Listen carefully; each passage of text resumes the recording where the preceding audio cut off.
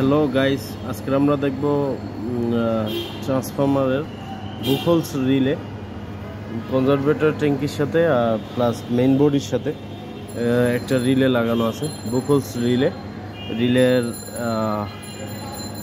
Alarm এবং trip, মানে বুকহোলস alarm plus বুকহোলস trip. হ্যাঁ, এখানে অ্যালার্ম আছে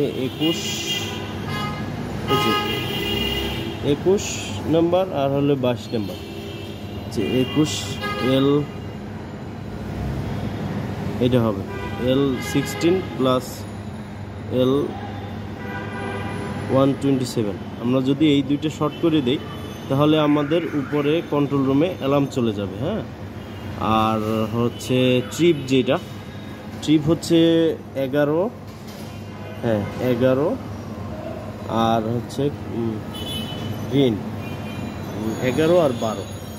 11তে আছে এইটা আর 12তে আছে এইটা। আমরা যদি এই দুইটা শর্ট করে দিই, এখন আমরা দেখব বডি প্রোটেকশন, ট্রান্সফরমারের বডি প্রোটেকশন। আমরা যদি এই দুইটা শর্ট করে দিই তাহলে আমাদের উপরে চিপ মানে সার্কিট ব্রেকার বন্ধ হয়ে যাবে।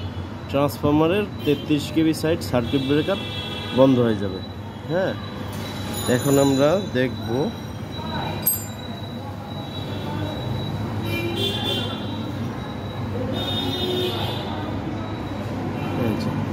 হ্যাঁ, এটা শর্ট করে দিলাম।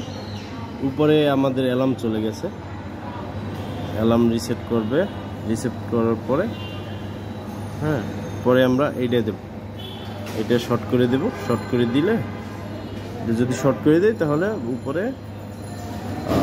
ব্রেকার বন্ধ হয়ে যাবে, ট্রিপ হবে, ব্রেকার ট্রিপ হবে 33 kV সাইড। হ্যাঁ, এটা হচ্ছে বুকহোলস রিলের কাজ। বুকহোলস রিলে